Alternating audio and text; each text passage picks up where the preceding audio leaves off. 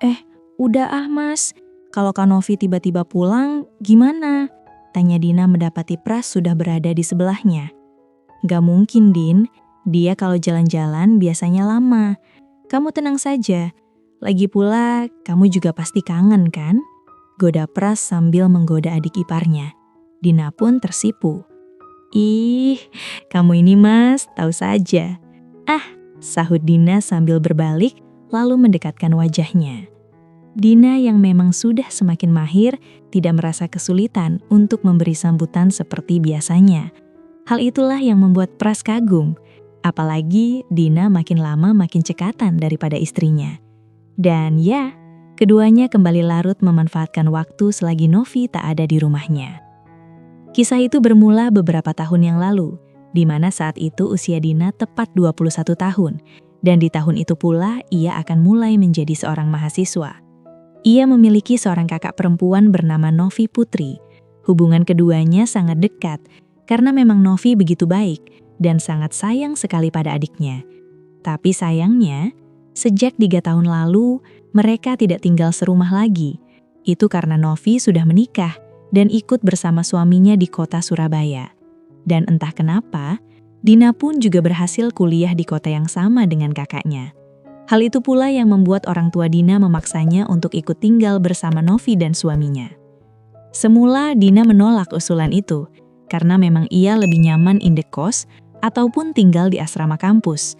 Tapi ibunya tetap saja kukuh. Hingga jadilah suatu ketika sang ibu menelpon Novi bahwa Dina akan tinggal sementara di sana. Novi sendiri tak keberatan, bahkan ia yang membiayai semua transportasi dan makan sampai Dina tiba di rumahnya. Ingat, Duk, hati-hati kalau di kota orang. Jaga diri, jangan sampai kamu ikut pergaulan yang tidak benar. Nanti kalau di rumah kakakmu, jangan lupa bantu beres-beres rumah. Kasian dia, lagi hamil.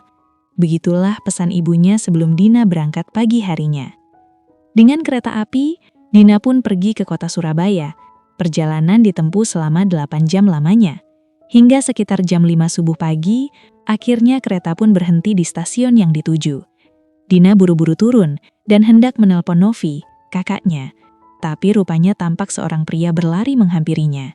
Dia adalah Pras, suami Novi, kakak iparnya. Keduanya lantas menuju mobil yang tak jauh dari gerbang stasiun. Gimana tadi di jalan? Nyaman kan? Tanya Pras sambil meletakkan koper Dina ke dalam bagasi mobilnya. Ya begitulah mas, Dina banyak tidurnya. Jawab Dina canggung karena memang keduanya jarang bertemu. Di perjalanan mereka lebih banyak diam. Selain gugup, Novi juga tidak ikut menjemput adiknya. Kak Novi kemana ya mas? Tanya Dina memulai obrolan. Dia tidur, Din. Kasian kalau dibangunkan. Aku tidak tega. Lagi pula kan cuma jemput kamu. Jawab Pras yang kemudian disambut dengan anggutan oleh adik iparnya. Selanjutnya hening kembali menyelimuti mereka. Sampai tak lama kemudian, Pras memecah kesunyian. Ngomong-ngomong, kamu mau makan apa, Din? Pasti belum makan kan? Sudah kok, Mas. Tadi pas di kantin kereta sudah makan. Beneran kan? Kalau belum, kita mampir ke warung makan dulu yuk. Sudah kok mas, Dina sudah makan tadi. Entah mengapa pertanyaan sederhana dari Pras membuat Dina merasa begitu diperhatikan. Dina sendiri tak tahu apakah memang karena watak Pras yang seperti itu, atau mungkin sebagai bentuk perhatian pada adik iparnya. Tapi yang jelas, hal itu sedikit banyak membuat Dina senang. Bahkan dari yang tadinya ia merasa canggung, berubah menjadi lebih santai. Sepanjang perjalanan itu pun keduanya akhirnya lebih banyak bercerita, seakan-akan sering berjumpa. Dan rupanya hal itu berlanjut, meski masih dalam batas wajar-wajar saja. 2 minggu kemudian, setelah beberapa hari masuk kuliah, akhirnya Dina pun libur juga. Hari itu ia gunakan untuk istirahat penuh di rumah. Setelah menjalani masa ospek, Dina merasa seluruh badannya remuk. Bahkan hingga jam menunjukkan angka 8, Dina masih bergelung di dipan. Selama 2 minggu itu pula, keakraban Dina dan Pras juga banyak mengalami perubahan. Tak jarang, Dina sering curhat masalah ospek, dan Pras pun sering curhat soal pekerjaan serta lain-lainnya. Hanya saja, keduanya cuma akan mengobrol setiap kali Novi keluar ataupun melalui WhatsApp. Entah karena apa, tapi hal itu terjadi secara alami dan apa adanya. "Kamu gak makan, Todin?" Tiba-tiba Novi masuk ke dalam kamarnya. Bentar lagi kak, lagi capek, pengen males-malesan bawaannya," jawab Dina sambil menarik selimutnya. "Ya sudah, kamu istirahat saja dulu. Kakak keluar sebentar ya, ada kerjaan yang harus diurus," jawabnya. "Kakak ini lagi hamil kok masih kerja toh? Harusnya diam di rumah. Lagi pula gaji Mas Pras sudah cukup kan?" Mendadak Dina menutup mulutnya karena tak sengaja keceplosan. Sudah menjadi kebiasaan sehabis tidur, Dina tidak bisa mengontrol ucapannya. "Dari mana kamu tahu gaji Mas Pras?" tanya Novi penuh selidik. Itu kak, dengar dari teman." "Maksudnya?" Novi tampak terheran dengan jawaban adiknya. Kak, ayahnya teman kuliahku ada yang pekerjaannya sama seperti Mas Pras. Jadi mungkin gajinya sama kak," jawab Dina sekenanya. "Oh alah, kakak kira kamu tahu dari Mas Pras langsung, Din." Ya. "Enggak lah kak, kan kakak tahu sendiri aku canggung ngomong sama dia." Dina menelan ludah sendiri karena merasa bersalah harus berbohong pada kakaknya. Setelah mengatakan itu, Novi kemudian menutup pintu kamar adiknya, hingga beberapa saat kemudian terdengar suara mobil yang menandakan Novi sudah berangkat kerja. Singkatnya, kira-kira jam 10, Dina beranjak keluar kamarnya dan menuju kamar mandi untuk membersihkan dirinya. Setelah mandi dengan menggunakan handuk, Dina berjalan menuju kamarnya karena berpikir tak ada orang. Sebelum ke kamar, ia sempatkan diri mengambil air di kulkas dapur. Tapi setelah menutup kulkas dan hendak berbalik, tak sadar ia menabrak seseorang di depannya. "Aduh!" Dina pun jatuh ke lantai. "Dina?" Mendengar seseorang memanggil namanya, Dina pun mendongak. "Mas Pras?" Tampak Pras memperhatikan Dina dengan raut kaget sekaligus melongo. Entah apa yang membuat Pras kaget, tapi pada saat Dina berdiri, barulah ia menyadari jika handuknya terlepas dari tempat semula. "Ya ampun," gumam Dina spontan. Ia langsung keladakan, buru-buru mengambil handuk hendak berlari menuju dalam kamar. Tapi lagi-lagi karena lantai basah lantaran jatuh tadi, Dina pun terpeleset. Dina memejamkan mata dan jatuh tersungkur. Tapi anehnya, ia tidak merasakan sakit apapun. Dan barulah ketika ia membuka mata, betapa kagetnya saat tahu jika Pras menopang dirinya. Pras menatap adik iparnya dengan wajah terkejut. Apalagi tangannya saat itu melekat pada dua bidang anugerah adik iparnya itu. Sementara Dina tak kalah kagetnya dengan Pras. Bahkan ia merasakan ada perahu yang mengembang di perutnya. Menyadari hal itu, buru-buru Dina berdiri, lalu berlari meninggalkan Pras serta handuknya yang tergeletak di lantai. Dina menutup pintu dengan keras. Setelahnya ia bersandar di pintu kamar dengan nafas yang tak beraturan. Jantungnya berdetak kencang. "Duh, bodoh banget aku tadi," gumam Dina menyadari kecerobohannya. Berulang kali ia mondar-mandir dengan keadaan polos karena kebingungan. Beruntungnya Novi tak ada di rumah saat itu. Andai sang kakak tahu kejadian tadi, pasti Dina akan memarahinya. Sementara Pras sendiri masih terdiam 1000 bahasa sejak Dina masuk ke dalam kamarnya. Dia masih kaget dan tak percaya. Meskipun sempat terbesit di benaknya rasa kagum dengan keindahan adik iparnya, tapi ia berusaha menepisnya. "Aduh, mikir apa aku ini?" gumamnya sambil mengacak-acak rambutnya. Dia lantas beranjak dari duduknya. Bersamaan dengan itu, ia melihat handuk Dina tergeletak di depannya. Pras lantas mengambilnya.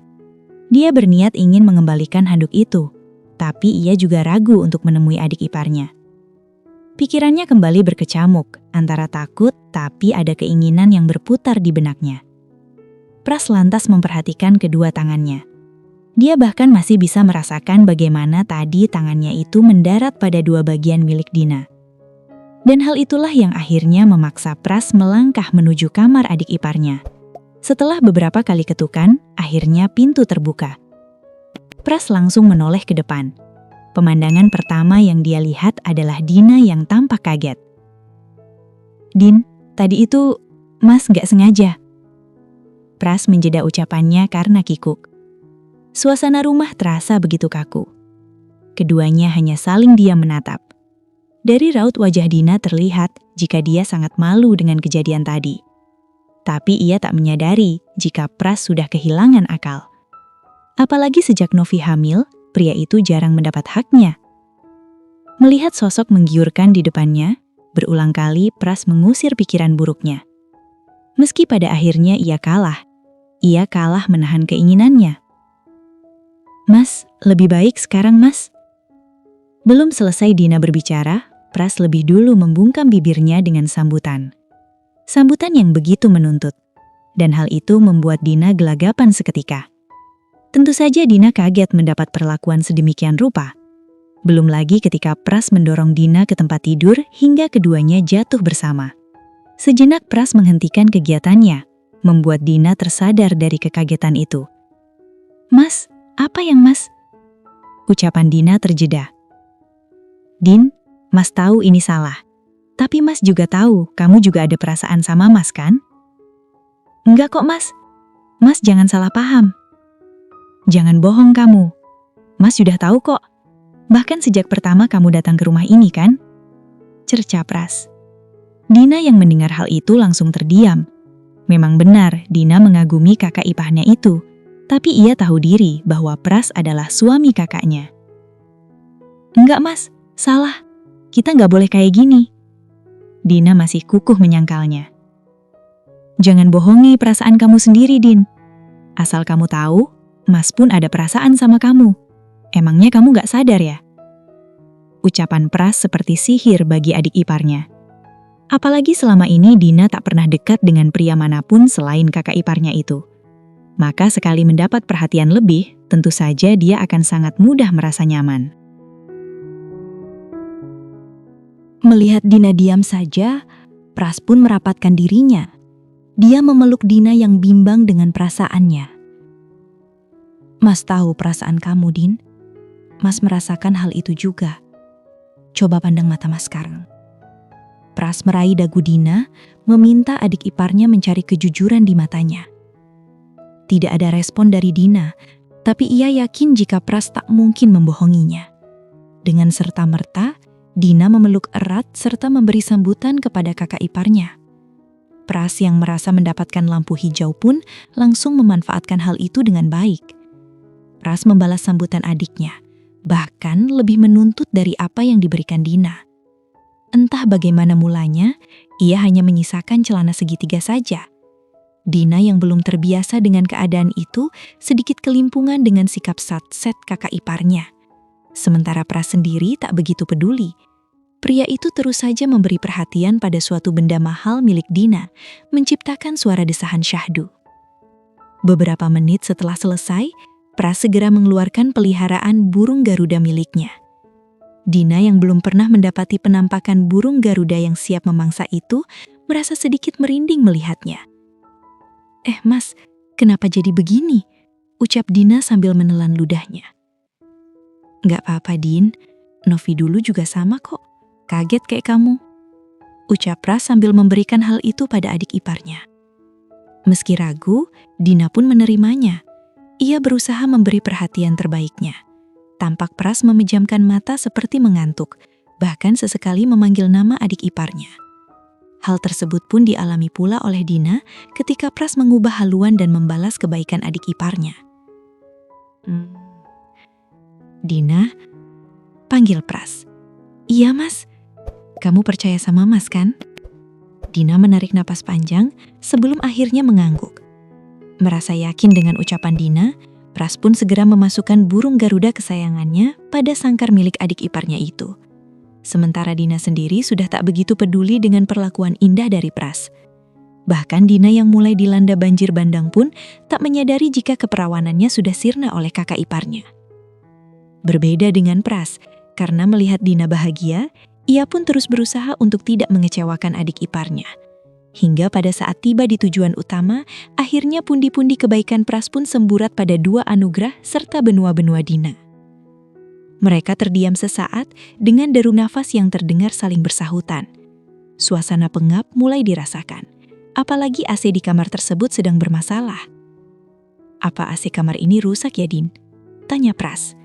"Iya, sudah 1 minggu ini, Mas." "Kenapa kamu gak bilang, Din?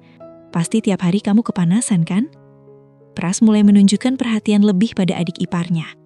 Dina hanya mengangguk, lalu kemudian justru menjauh dari kakak iparnya. Entah kenapa setelah kejadian yang baru ia alami, Dina mendadak canggung lagi. Apalagi saat itu ia masih berdua dalam keadaan yang belum seperti semula. "Mas, apa nggak sebaiknya Mas pergi dari kamar ini?"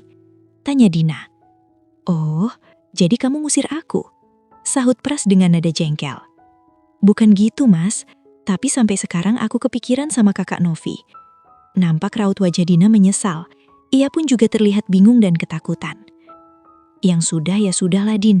Kita jalani aja dulu. Masalah kedepannya gimana, Mas janji akan selalu ada di pihakmu," ucap Pras mencoba menenangkan Dina. "Tapi Mas," Pras meletakkan jemari di bibir adik iparnya. "Jangan dipikirin, Din. Yang penting kita bisa jaga rahasia. Kakakmu lagi hamil sekarang. Kita jangan bikin stres dia." Dina pun mengangguk mengerti, sementara Pras segera memeluknya. Sambutan demi sambutan kembali mereka haturkan. Sebelum akhirnya keduanya terperanjat mendengar mobil Novi terparkir di halaman. "Itu Kak Novi, Mas. Dia sudah pulang," ucap Dina panik. "Hah? Kok cepet banget sih pulangnya?" ucap Pras yang juga tampak kelabakan. Pras langsung berlari keluar kamar. Begitu pula dengan Dina yang berlari menuju pintu dan langsung menguncinya. Tepat saat keadaan sudah mulai sunyi, pintu depan pun terbuka, menandakan jika Novi telah masuk ke dalam rumah. "Mas, bisa bantuin aku nggak?" Terdengar suara Novi memanggil suaminya dan terjadi percakapan di sana. 1 jam mengurung diri, akhirnya Dina memutuskan untuk keluar kamarnya. Dia sudah terlalu lapar untuk menunggu Novi menyuruhnya makan. Saat baru keluar kamar, pemandangan pertama yang Dina lihat adalah Pras dan Novi sedang duduk bermesraan di ruang keluarga. Dan entah kenapa, hal itu membuat Dina sedikit jengkel memperhatikan mereka berdua. "Din, kamu baru bangun?" tanya Novi melihat sang adik memperhatikannya. Bukannya langsung menjawab, fokus Dina justru tertuju pada Pras yang sedang berbicara dengan perut istrinya itu. Apa yang Dina rasakan saat itu adalah cemburu. Karena begitu cepat dia merasa jika Pras adalah miliknya, hanya karena baru sekali berhubungan dengan kakak iparnya itu. "Enggak, Kak. Bukan tidur, tapi habis mandi," jawab Dina dengan sedikit ketus. Ia lantas berpamitan ke dapur untuk makan karena sudah lapar sekali. Tapi baru beberapa langkah berjalan, Novi kembali memanggilnya. "Din, tunggu. Kenapa cara jalanmu kayak gitu?" Sontak saja Pras ikut menoleh ke arah Dina. Khawatir Novi akan mengetahuinya. "Dina tadi terpeleset, Kak," jawab Dina asal ceplos. "Ya ampun, Din. Tapi kamu gak apa-apa kan?" tanya Novi khawatir lalu menghampiri adiknya. "Dina gak apa-apa kok, Kak. Sebentar lagi Dina mau keluar cari tukang urut sekalian." "Ya sudah, kalau gitu biar nanti Mas Pras yang antar," kata Novi sambil menoleh ke arah suaminya. "Iya, Din. Mas ada punya tukang urut langganan," timpal Pras. "Tidak usah, Kak, Mas. Dina keluar sendiri saja." Dina masih mencoba menolak. "Sudah, tidak apa-apa. Sana kamu makan dulu. Nanti biar Mas Pras yang antarkan," kata Novi. Kemudian Dina pun tidak bisa menolak permintaan kakaknya. Dia lalu pergi ke dapur untuk sarapan yang tertunda. Saat di perjalanan, Dina dan Pras hanya saling terdiam. Dina terlihat menghindari Pras. Dia sangat merasa bersalah saat itu. Walaupun tadi dia sempat cemburu, namun Dina kembali tersadar jika sikapnya itu keliru. Sementara Pras yang tahu dengan sikap dingin adik iparnya itu, mendadak menepikan mobil di jalanan sepi. "Kamu kenapa sih?" Pras memulai pembicaraan. Dia merasa tak nyaman karena sedari tadi Dina hanya diam. Sementara Dina tetap bungkam. Bahkan selanjutnya ia membuang pandang ke arah jalanan. "Mas tahu ini salah. Mas juga minta maaf. Gara-gara Mas kamu jadi kepikiran. Tapi Mas tidak bohong, Din. Mas mulai sayang sejak kita sering curhat. Selama ini Mas belum pernah curhat ke siapapun. tentang apa yang Mas alami setiap harinya, termasuk pada Novi. Beda sama kamu. Mas nyaman curhat sama kamu, Din. Sekali lagi, maaf. Maaf sudah sayang sama kamu. Pras tampak menunduk. Sedari tadi dia bicara panjang lebar, tapi Dina hanya diam saja. Sampai beberapa menit kemudian, bukan Mas yang salah, tapi kita. Aku juga mulai ada rasa sama Mas Pras, tapi aku tahu Mas itu suami Kak Novi. Jawaban Dina membuat Pras menoleh. Maafin Dina, Mas, karena Dina rumah tangga Mas Pras sama Kak Novi berantakan. Dina terisak dan menangis sesegukan. Hei, jangan nangis, Din. Kamu tidak salah kok. Jangan menyalahkan diri sendiri lagi ya. Pras mencondongkan dirinya. Dia lalu memeluk Dina, menghantarkan rasa nyaman dan aman untuk adik iparnya. Mulai saat ini, jangan pernah berpikir seperti itu lagi ya. Mas milik kamu mulai sekarang. Kata-kata itu terus terngiang di ingatan Dina sampai akhirnya keakraban itu terus terjalin di belakang kakaknya. Bahkan tak terhitung berapa kali Pras dan Dina melakukannya di rumah itu. Mereka sudah tak mengenal waktu dan tempat. Tentunya pada saat Novi sedang tidak ada di rumah atau sedang bekerja. Singkatnya, 4 bulan kemudian kehamilan Novi sudah masuk 9 bulan. Beberapa hari lagi diperkirakan akan segera bersalin. Beberapa persiapan pun sudah ia lakukan. Dia begitu antusias menantikan kehadiran anggota keluarga baru di rumahnya. Suatu pagi, Novi sedang berjalan-jalan di sekitar kompleks sendirian. Sementara Pras sedang berada di luar kota dan baru akan pulang nanti siang. Jadilah hari itu dia sendirian. Dina ia biarkan istirahat di rumah karena Novi tahu adiknya itu kelelahan setelah melakukan bakti sosial di perkampungan. Tapi tanpa disadari Novi, Pras rupanya sudah pulang ke rumah lebih cepat dari jadwal yang diberitahukan. Dia memang sengaja bilang pulang siang kepada Novi karena sudah rindu pada adik iparnya. Mas, kamu ini... kalau Kak Novi tiba-tiba pulang gimana? Tanya Dina mendapati Pras tiba-tiba sudah ada di sebelah divanya.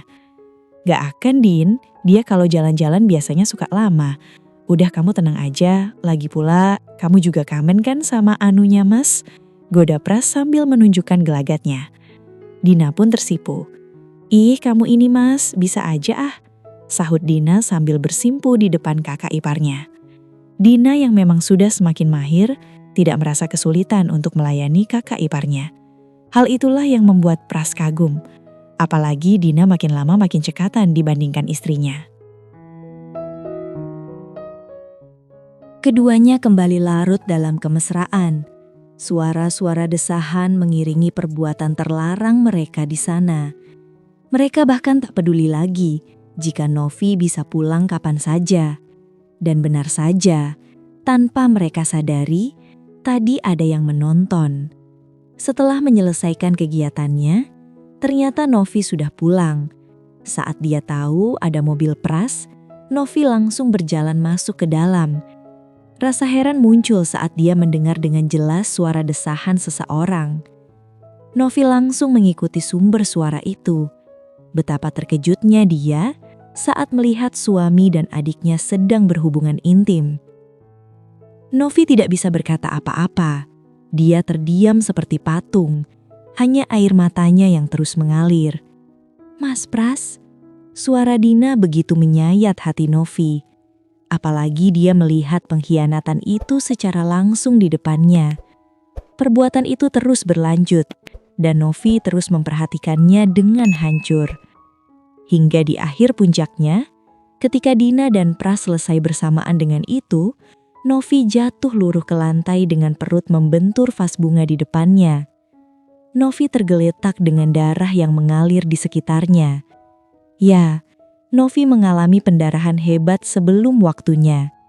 Sementara Dina dan Pras yang mendengar suara dari luar pintu pun gelagapan dan segera keluar. Pras yang menemukan Novi tergeletak di lantai langsung berteriak histeris. Begitu pula dengan Dina yang tak menyangka Novi ada di sana dan telah mengetahui perbuatan mereka. Tanpa pikir panjang, keduanya membawa Novi ke rumah sakit. Namun sayangnya, setelah mendapat pemeriksaan, Novi beserta bayinya dinyatakan meninggal dunia. Pras begitu terpukul dengan kepergian istri dan calon anaknya. Impian dan harapan untuk hidup bahagia semua sirna oleh kesalahannya sendiri.